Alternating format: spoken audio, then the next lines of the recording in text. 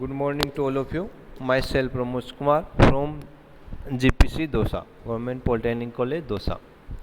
जैसा कि अपन लास्ट क्लासों में पढ़ते आए हैं कि जो आपकी यूनिट है 13 मैकेनिकल में फोटो इलेक्ट्रिक डिवाइसेस है, तो इसमें अपन उन डिवाइस का बारे में पढ़ रहे हैं जो आपके फोटोन पे काम करती हैं। तो इससे पहले अपन 3 क्लास में पहले अपन ने फोटो सेल के बारे में पढ़ा, देन उस लाइट डिपेंडेंट रजिस्टर के बारे में पढ़ा, देन अपन ने फोटो ट्रांजिस्टर के बारे में पढ़ा। आज अपन पढ़ेंगे सोलर सेल के बारे में। तो सोलर सेल के बारे में अपन इन स्टेप में पढ़ेंगे। पहला आपका इंट्रोडक्शन है, यानी सोलर सेल क्या करता है, देन इसका प्रिंसिपल क्या होता है, इसका किस सिद्धांत पे ये काम करता है, फिर सोलर सेल कैसे बनता है, देन इसकी वर्किंग क्या है, उसके बाद में सोलर सेल कितने टाइप के होते हैं, फिर जनरेशन ऑफ सोलर सेल, आपका सोलर सेल कैसे जनरेट होता है, देन एडवांटेज और डिसएडवांटेज सोलर सेल के, उसके बाद में एप्लीकेशंस। तो सोलर सेल होता है वो आपके बहुत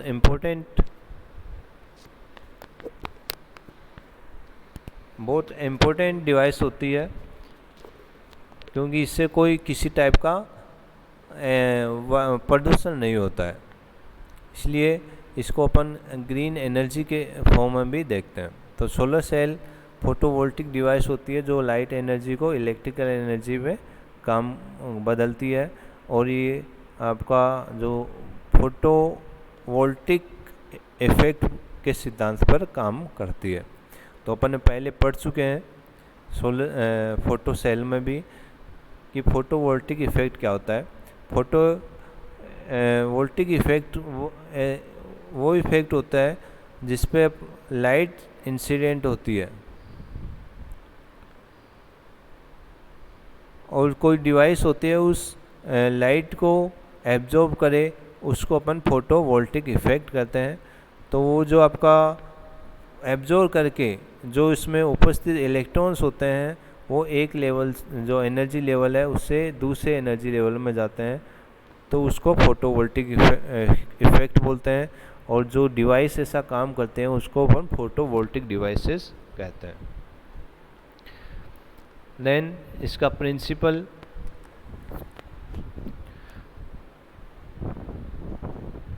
तो प्रिंसिपल हमने अपन पढ़ा है कि इसमें आपके P और N दो जंक्शन बने होते हैं। तो इस पे जो बीच में आपका जंक्शन बना होता है, ये आपका जो भी माइनॉरिटी कैरियर होते हैं N टाइप में और P टाइप में, उनको एक दूसरे लेयर में क्रॉस होने से अपोज करता है।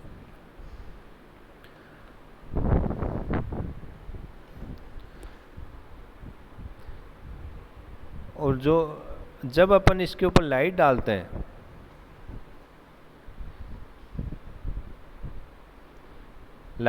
हैं तो इसी में से आपकी जो लाइट होती है वो एब्जॉर्ब होती है, और जो इसमें एंड में और पी में जो माइनॉरिटी चार्ज किए ना वो जनरेट होंगे, वो इजीली आपके इस जंक्शन को क्रॉस कर जाते हैं। क्यों? क्योंकि एन टाइम में जैसे देखते हैं तो एन टाइम में जो आपकी माइनॉरिटी चार्ज किए होगा वो होल होगा, जबकि पी टाइम में आपका इलेक्ट्रॉन्स होगा, वो इजीली आपका इस जंक्शन को क्रॉस कर जाएगा। तो इसका अब कंस्ट्रक्शन देखते हैं। कंस्ट्रक्शन में आपका अपन इसमें दो लेयर होते हैं P और N, जो अपन जानते हैं P और N टाइप कैसे बनाते हैं। अपन जो N बनाने के लिए 4 जो आपका पीरियोडिक टेबल होती है उसमें 4th ग्रुप में 5th की इम्प्योरिटी मिलाते हैं तो आपका N टाइप बनता है, और 3rd की इम्प्योरिटी मिलाएंगे तो P टाइप सेमीकंडक्टर बनेगा। अब इनको अपन इनको आपस में मिला देते हैं तो इसके बीच में एक PN जंक्शन बन जाता है। और इस सरफेस को अपन कोटेड कर देते हैं। इसके ऊपर इस टाइप से अपन कोटेड करते हैं कि जिससे आपकी जो लाइट गिरती है वो आपके वापस रिफ्लेक्शन नहीं हो, जिसको अपन एंटी रिफ्लेक्शन बोलते हैं। वो जो लाइट गिर रही है वो सारी की सारी अंदर ही एब्जॉर्ब हो जानी चाहिए, इसलिए मिनिमम उसका इंसिडेंट लाइट होती है उसका मिनिमम लॉस हो। देन एंटी रिफ्लेक्शन कोटिंग के बाद में इसको अपन प्रॉपर मेटल से कांटेक्ट को अपन बाहरी कनेक्ट करने के लिए, बाहरी जो भी सप्लाई है उससे कनेक्ट करने के लिए प्रॉपर मेटल कांटेक्ट लगाया जाता है। तो इसके अपन सर्किट देखिए, यहाँ पे एन टाइप का सेमीकंडक्टर है, नीचे आपका पी टाइप का है। जो आपका यहाँ पे ग्रीन दिख रहा है ये आपका पी टाइप का है, इसके ऊपर आपका एन टाइप हो गया है। और इसके ऊपर आपका ये देखिए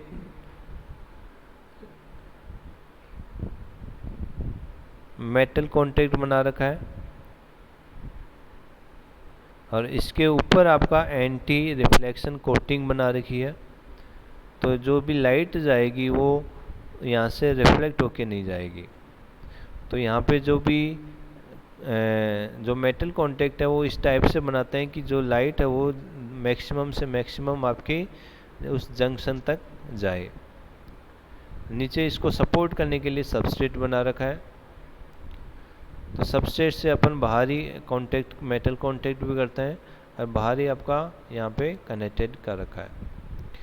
फिर उसको ऊपर अपन ग्लास से कवर कर देते हैं।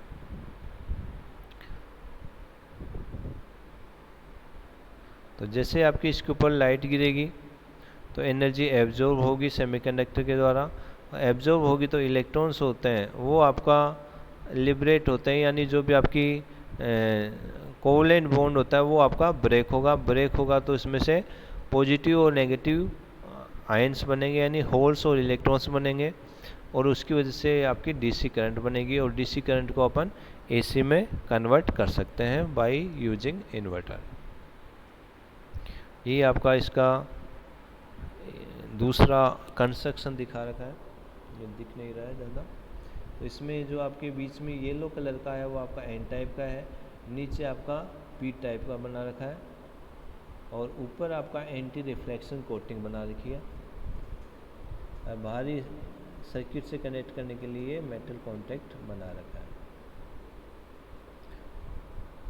तो सर्किट दोनों में आपका सेम ही है, बस इसका जो साइड व्यू है वो आपका चेंज किया हुआ है।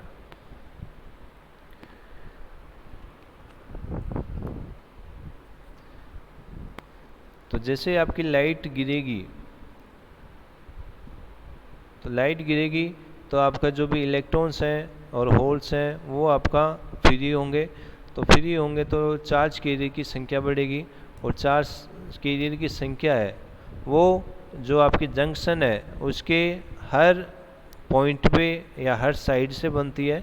इसलिए एन टाइम में जो होल्स बनेंगे और पी टाइम में आपका इलेक्ट्रॉन्स बनेंगे, वो डिप्लेशन रीजन को क्रॉस कर जाएंगे।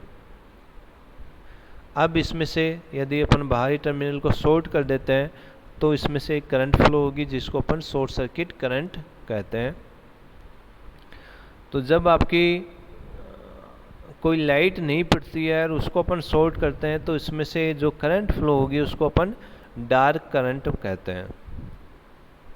अब यदि दोनों टर्मिनल को शॉर्ट न करके ओपन रख दिया जाता है तो उसके ऊपर जो भी वोल्टेज जनरेट होगा इसको अपन ओपन वोल्टेज बोलेंगे, इसको VOC से डिफाइन करेंगे।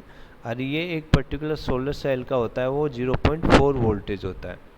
इस मैग्नीट्यूड को अपन जो भी वोल्टेज है उसको सीरीज में कनेक्ट कर करके बढ़ा भी सकते हैं। यदि आपको करंट में करंट बढ़ानी है तो जो भी आपके सोलर सेल है इसको अपन पैरेलल में कनेक्ट करके शॉर्ट सर्किट करंट को बढ़ा सकते हैं। तो ये इसका कैरेक्टरिस्टिक है। तो वाई एक्स पे आई ले रहे हैं और हॉरिजॉन्टल पे वोल्टेज ले रहे हैं। तो यहाँ पे जो पहले आपकी जो नीचे नीचे जो करंट दे रखी है इसको अपन डार्क करंट बोलते हैं। इस पे कोई इसके ऊपर लाइट नहीं पड़ती है, तो इसको अपन ISC शॉर्ट सर्किट करंट भी बोल सकते हैं। ऐसे ही जैसे ही लाइट गिरेगी तो इसमें ये करंट होगी वो आपकी इंक्रीज हो जाएगी। तो ये हमेशा अपन ध्यान रखिए, ये हमेशा आपके रिवर्स वाइस में ही ऑपरेट होता है सोलर सेल।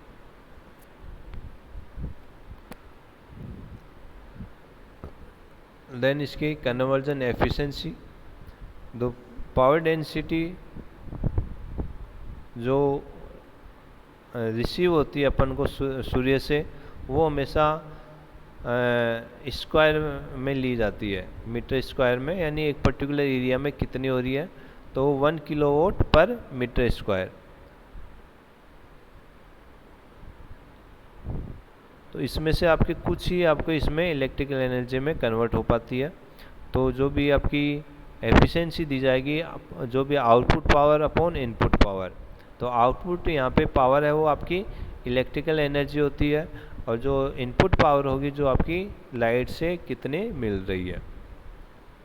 तो जो भी आपका सोलर सेल का एरिया है उसमें पर्टिकुलर कितनी एनर्जी मिलेगी वो अपन यहाँ पे कैलकुलेट कर लेंगे PI, और जो आपका आउटपुट में वोल्टेज और करंट मिल रही है उसको अपन आउटपुट पावर कैलकुलेट करेंगे, देन उसकी एफिशिएंसी निकाल लेंगे। तो इसकी जो एफिशिएंसी होती है वो लगभग 10 से 40% होती है। देन आपका सोलर सेल के टाइप होते हैं। तो सोलर सेल के जो टाइप होते हैं वो आपके एक जो सेमीकंडक्टर होती है वो किस टाइप का होता है उसके अकॉर्डिंग इसको 3 टाइप में डिवाइड कर रखा है। तो पहला आपका है मोनोक्रिस्टलाइन, यानी इसमें अपन एक ही टाइप का सेमीकंडक्टर काम में लेते हैं। वो जो भी इसमें सेमीकंडक्टर होगा वो प्योर फॉर्म में यानी शुद्ध अवस्था में रहेगा,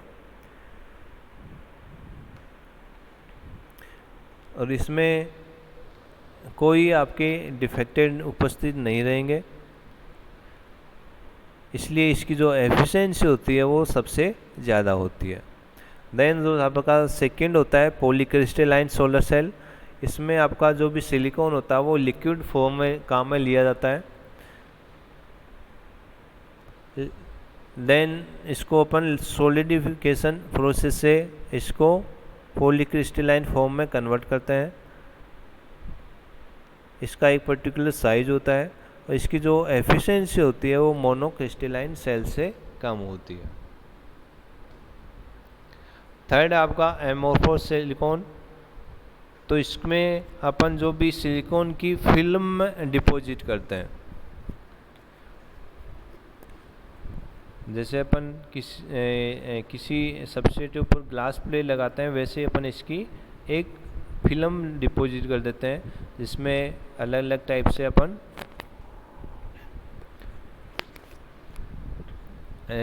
जंक्शन बन जाएंगे।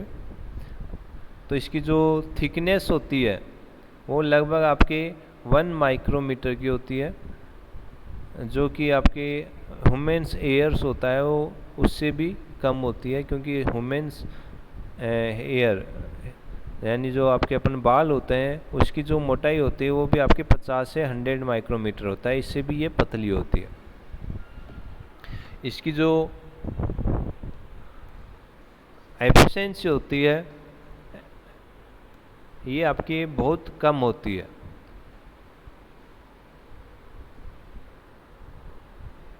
लेकिन इसका जो एरिया रिक्वायरमेंट होता है वो आपका जो एमोर्फस होता है उसमें जो रिक्वायरमेंट एरिया होता है वो आपका बहुत कम होता है। साथ के साथ इसको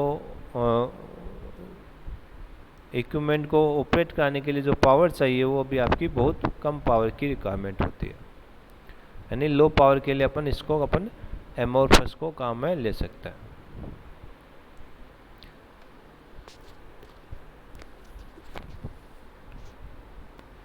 देन सोलर सेल किस पे इफेक्ट करता है, यहाँ पे एक गलती हो गया। तो जो भी सोलर सेल होता है वो generally wavelength of incident light पे काम करता है, लाइट एक्सपोज होता है उस पर डिपेंड करता है, और DC current.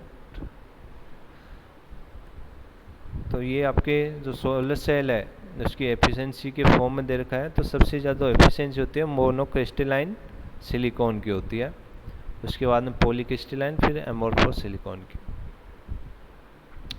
Then advantage, solar cell को अपन क्लीन एनर्जी बोलते हैं, यानी इसमें कोई पॉल्यूशन नहीं होता है, ये एक रिन्यूएबल एनर्जी का पार्ट होता है। सोलर सेल कोई नॉइज़ प्रोड्यूस नहीं करता है, इसलिए ये बहुत ही साइलेंट, यानी कोई नॉइज़ पोल्यूशन भी नहीं होता है। इसकी जो मेंटेनेंस चार्ज होता है वो भी आपके बहुत कम होता है, क्योंकि एक बार लगा दिया तो आपको 10 साल या 20 साल छेड़ना ही नहीं है। और उसके साथ में इसकी जो लाइफ होती है वो भी आपकी बहुत लंबी होती है। इसमें कोई फ्यूल कॉस्ट नहीं लगती है, कोई फ्यूल सप्लाई की कोई प्रॉब्लम की समस्या नहीं रहती है। देन इसके कुछ डिसएडवांटेज भी हैं, जो कमियां हैं वो है आपकी जो सोलर पैनल होते हैं वो थोड़े महंगे होते हैं। इसके साथ ही जो भी इससे एनर्जी जनरेट होती है वो आपकी डीसी होती है, तो उसको एसी में कन्वर्ट करना पड़ता है। यदि उसको स्टोर करने के लिए डीसी को अपन को बैटरी की रिक्वायरमेंट होती है, और बैटरी की जो चार्जेज होता है वो बहुत ज़्यादा होता है। जो एयर पोल्यूशन है,